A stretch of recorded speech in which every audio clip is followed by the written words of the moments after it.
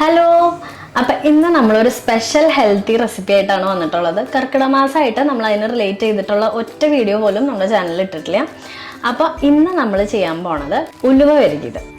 ഉലുവക്കഞ്ഞി, ഉലുവ പായസം ഒക്കെ കേട്ടിട്ടുണ്ടാവും അല്ലേ? ഉലുവ വരകിയതിന് 3 ചേരുവകൾ മതി. ഉലുവ, തേങ്ങാപ്പാൽ, ശർക്കര, ഈ 3 ഉണ്ടെങ്കിൽ ഉലുവ വരകിയത് നമുക്ക് റെഡിയാക്കി എടുക്കാം. അപ്പോൾ നമുക്ക് തുടങ്ങാം. ഞാനപ്പോൾ ഉലുവ കുതിർത്ത് വെച്ചിട്ടുണ്ട്. ഇത് ഞാൻ 2 ദിവസം മുമ്പ് കുതിർത്ത് വെച്ചതാട്ടോ. കാരണം കുറച്ച് മുള വന്നിട്ടുണ്ടെങ്കിൽ പ്രോട്ടീൻ കൂടും. അപ്പോൾ അതിന് വേണ്ടിയിട്ട് ഞാൻ 2 ദിവസം മുമ്പ് കുതിർത്ത് വെച്ചു. അല്ലെങ്കിൽ തലേ ദിവസമായാലും ഒന്ന് വെള്ളത്തിലിട്ട്, രാത്രി വെള്ളത്തിലിട്ട് പിറ്റേ ദിവസം ഉണ്ടാക്കാം നമുക്ക്. അപ്പോൾ ഇതൊരു 200 ഗ്രാം ഉലുവയുണ്ട്. പിന്നെ ശർക്കര ഒരു 1/2 കിലോ ഞാൻ എടുത്തിട്ടുണ്ട്. അപ്പോൾ മധുരത്തിനനുസരിച്ചിട്ട് കൂട്ടിയും കുറച്ച് എടുക്കാം. അപ്പോൾ എനിക്ക് ഈ ഒരു മധുരം മതി. കൂടുതൽ വേണമെങ്കിൽ അതിനനുസരിച്ചിട്ടുള്ള അളവ് കൂട്ടിയാൽ മതി. ഇപ്പോൾ ഒരു 1/2 കിലോ എന്ന് പറഞ്ഞിട്ടുണ്ടെങ്കിൽ ഒരു 3/4 കിലോ വരെ നമുക്ക് ശർക്കര എടുക്കാം. പിന്നെ വേണ്ടത് തേങ്ങാപ്പാലാണ്. അപ്പം ഞാൻ ഒരു വലിയ തേങ്ങയുടെ 2 മുറി തേങ്ങ ചെരുകിയെടുത്തിട്ടുണ്ട്. വലിയ തേങ്ങയാണ്. അപ്പോൾ അതിൻ്റെ 1-ാം പാലും 2-ാം പാലും ഞാൻ എടുത്തു വെച്ചിട്ടുണ്ട്. അപ്പോൾ ശർക്കര കൂട്ടുന്നതിനനുസരിച്ച് നമുക്ക് തേങ്ങാപ്പാലും കൂട്ടിയെടുക്കാം. ഇപ്പോൾ ഒരു തേങ്ങ എടുക്കുന്നതിന് പകരം 1.5 തേങ്ങ എടുക്കാം. 3 മുറി വലിയ തേങ്ങയുടെ 3 മുറി എടുത്തിട്ട് നമുക്ക് 1-ാം പാലും 2-ാം പാലും പിഴിഞ്ഞെടുക്കാം. അപ്പോൾ ആദ്യം തന്നെ ഉലുവ ഒന്ന് ചതച്ചെടുക്കണം. എന്ന് വെച്ചാൽ ഒന്ന് ഒതുക്കിയെടുക്കണം. ഫുള്ളായിട്ട് അരഞ്ഞു പോവും വേണ്ട.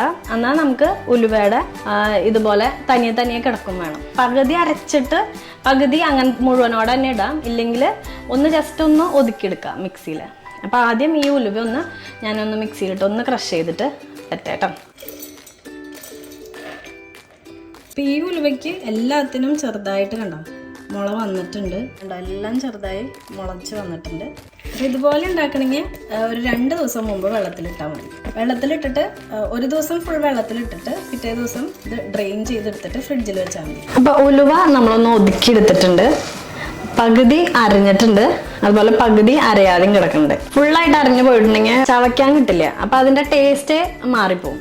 അപ്പോൾ ഇതുപോലെ ആക്കിയെടുക്കാം. അപ്പോൾ ഇത് നമ്മുടെ ചീനച്ചട്ടിയിലേക്ക് ഇട്ട് കൊടുക്കുക. അപ്പോൾ ഇത് വരികി എടുക്കണം. കാരണം നല്ല ചൂട് കട്ടിയുള്ള പാൻ തന്നെ നമ്മൾ വെച്ച് കൊടുക്കണം. ഇല്ലെങ്കിൽ അടി കരിഞ്ഞു പോവും. നമ്മൾ പൊടിച്ചെടുത്തപ്പോൾ ഇതിൻ്റെ ഡബിളായി സൈസ്.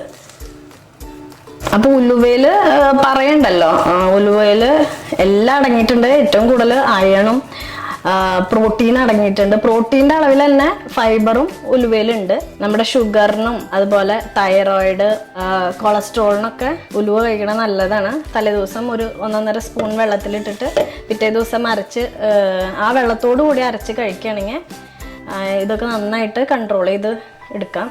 അപ്പോൾ ഇതിലേക്ക് തേങ്ങാപ്പാൽ ഒഴിച്ചു കൊടുക്കണം.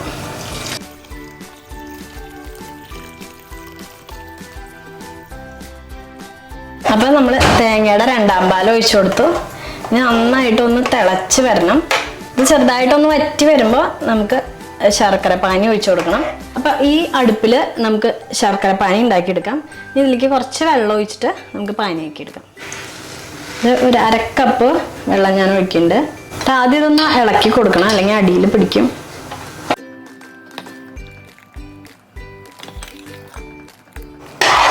രണ്ടാം പാല് ഏകദേശം ഒരു 5 കപ്പോളം ഉണ്ടായിരുന്നു.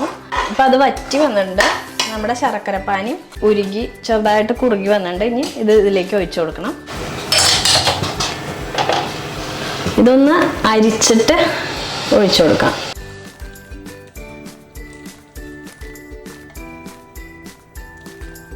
അടിയിൽ ചിലപ്പോൾ വല്ല കല്ലൊക്കെ ഉണ്ടാവും. അപ്പം അതുപോലെ അരിച്ചു കൊടുക്കണമായിരിക്കും നല്ലത്. ശരിക്കും ശർക്കര 3/4 കിലോ വരെ നമുക്ക് ചേർക്കാം. 3/4 to 1 കിലോ വരെ ചേർക്കാം. ഇത് കയ്പ്പ് കൂടുതലാണെങ്കിൽ അതിനനുസരിച്ചിട്ട് നമുക്ക് ശർക്കര ചേർത്ത് കൊടുക്കാം. പക്ഷെ ആദ്യമൊക്കെ എനിക്ക് ശർക്കര നന്നായിട്ട് വേണമായിരുന്നു. 1/2 കിലോ ഒന്നും പോരാ. എനിക്ക് 1 കിലോളം ശർക്കര വേണം ഇത് കഴിക്കണമെങ്കിൽ. കാരണം അന്നൊക്കെ ആദ്യമൊക്കെ കഴിച്ചു തുടങ്ങുമ്പോൾ നമുക്കിത് ഭയങ്കര കയ്പ്പായിട്ട് തോന്നും. പിന്നെ നമുക്ക് ആ ടേസ്റ്റ് ഇഷ്ടപ്പെട്ട് ശർക്കര ഇത്തിരി കുറഞ്ഞാലും കുഴപ്പമില്ല. അപ്പം ആദ്യമായിട്ടൊക്കെ ചെയ്യുമ്പോൾ എന്തായാലും 1 കിലോ ശർക്കരയെങ്കിലും എടുക്കേണ്ടി വരും. അടി പിടിക്കാതെ ഇടയ്ക്കിടയ്ക്ക് ഇളക്കി കൊടുക്കണം. ചെറുതായിട്ട് വറ്റി വരുന്നുണ്ട്. ഇത് കർക്കിടക മാസം തന്നെയല്ല, പ്രസവിച്ച് എടുക്കുന്ന സ്ത്രീകൾക്ക് കൊടുക്കാനും ഇത് ഭയങ്കര നല്ലതാണ്. നമ്മൾ നോർമലി ചെറുപയർ അതുപോലെ തന്നെ മുരിങ്ങയിലൊക്കെ കൊടുക്കാൻ പറയും പാലുണ്ടാകാൻ വേണ്ടിയിട്ട്. പക്ഷേ അതിനേലൊക്കെ ഡബിൾ എഫക്റ്റീവായിട്ട് ഇത് കഴിച്ചിട്ടുണ്ടെങ്കിൽ പാലുണ്ടാവും, ഡബിളായിട്ടുണ്ടാവും.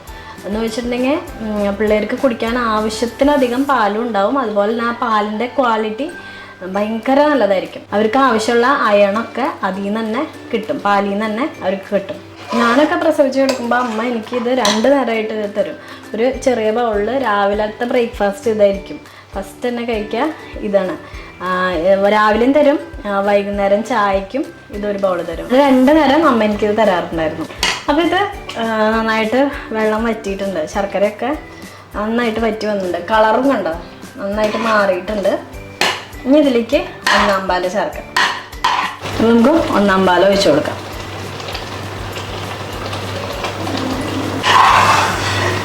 എന്നിട്ട് ഇത് നന്നായിട്ട് ഇളക്കി കൊടുക്കണം.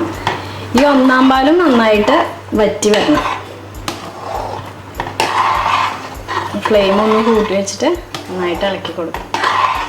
സൂക്ഷിച്ച് ഇളക്കുക. ഇങ്ങനെ കൊമളായിട്ട് പൊട്ടാൻ ചാൻസ് ഉണ്ട്, കയ്യിലൊക്കെ വീഴും. അപ്പോൾ നോക്കിയിട്ട് ഇളക്കി കൊടുക്കും.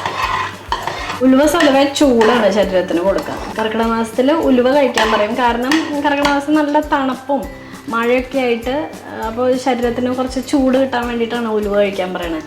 പക്ഷേ ഇവിടെ എൻ്റെ പൊന്നെ ഇത് കഴിച്ചിട്ടുണ്ടെങ്കിൽ ഞാൻ വല്ല വെള്ളത്തിൽ പോയി ചാടേണ്ടി വരും. ആ മാതിരി ചൂടാണ് ഇവിടെ ഭയങ്കര വെയിലാണ്. ഉച്ചയ്ക്കൊക്കെ പുറത്തിറങ്ങാൻ പറ്റാത്ത അവസ്ഥയാണ്. പക്ഷെ എന്നാലും ഞാൻ കഴിക്കും ഇത്. എനിക്കിത് ഭയങ്കര ഇഷ്ടമാണ്. അപ്പോൾ നമ്മുടെ ഉലുവ പെരുകിയത് റെഡി ആയിട്ടുണ്ട്. നമുക്ക് ഫ്ലെയിം ഓഫ് ചെയ്യാം. അപ്പോൾ എനിക്ക് ഈ ഒരു കൺസിസ്റ്റൻസിയാണ് ഇഷ്ടം. പിന്നെ ശർക്കര ആയതുകൊണ്ട് കുറച്ചും കൂടി ഇരുന്ന് വലിയും, കുറച്ചും കൂടി വെള്ളം വറ്റും. ഫുള്ളായിട്ട് വെരുകി വന്നിട്ടുണ്ടെങ്കിൽ ഒരു കഴിക്കാനൊരു സുഖം ഉണ്ടാവില്ല. അപ്പോൾ നമുക്ക് സ്കൂപ്പ് ചെയ്ത് കഴിക്കാനാണ് ഇത് ടേസ്റ്റ്. അപ്പോൾ ആദ്യമായിട്ട് കഴിക്കുമ്പോൾ ഒരിക്കലും ഫുള്ളൊരു സ്പൂൺ എടുത്ത് വായിലിടരുത്. ഉലുവയാണെന്ന് ഓർത്തിട്ട് വേണം കഴിക്കാൻ. കുറച്ചായിട്ട് കഴിക്കുക. ഉലുവയുടെ ടേസ്റ്റ് നമ്മുടെ നാവിൽ പിടിക്കണം ആദ്യം. നമുക്ക് സ്വയം ഇഷ്ടപ്പെടണം.